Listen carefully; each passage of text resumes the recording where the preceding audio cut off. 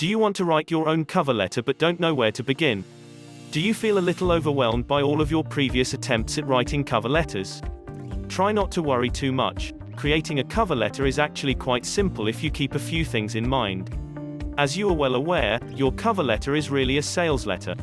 You are the product that you are attempting to sell.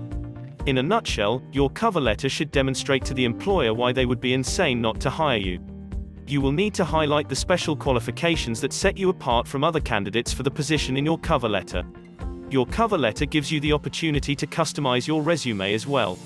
Another thing to remember while creating your own cover letter is to keep it brief and to the point. Keep in mind that you are not the only individual applying for the post. The company or recruiting manager most likely has a stack of resumes and cover letters on their desk.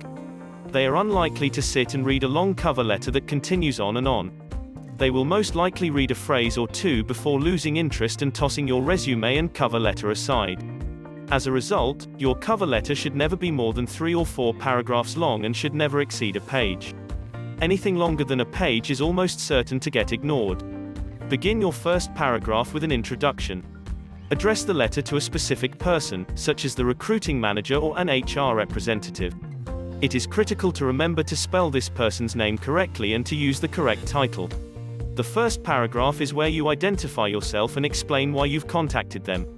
This is also where you explain to them why you want to work for their company. It's a good idea to perform some preliminary research on the company and add that information in this paragraph. In the second paragraph, include some highlights from your CV that show how qualified you are for the position. It's critical to remember not to copy your resume word for word. Only highlight the elements that are relevant to the work. The third paragraph is the part of your resume where you really sell yourself. This is the paragraph where you should go all out. Put yourself in the position of the employer and consider what they are looking for in a candidate. Once you understand their requirements, highlight how you fit those requirements. This will most likely be your longest paragraph, but don't get too carried away. You can list 2 to 3 ways in which your skills or abilities can contribute to the organization. Remember, these businesses are looking for the one person who is the right fit for their requirements. Use this paragraph to demonstrate that you are just what they are looking for. Your final paragraph, also known as your closing paragraph, is where you make yourself available for the interview. After all, the entire point of the cover letter is to secure an interview. It's a good idea to tell the employer that you'll be calling at a specified time to explore the possibility further. End your letter by thanking them for their time and expressing your eagerness to meet them. You could be tempted to use one of the many free cover letter samples available online. This is not something I would suggest. Writing your own cover letter is far more personal than using a generic template letter. You write a cover letter that is tailored to that specific organization and position. If you send a simple letter, chances are it will be discarded.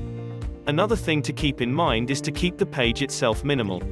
Make certain that your spelling and punctuation are proper. There's no need to go overboard with unusual typefaces and margins. It is critical to maintaining the cover letter is nice, simple, and easy to read. Writing your own cover letter is not nearly as difficult or intimidating as it appears. Keep these basic tips in mind, and your cover letter will open the door to a plethora of prospects.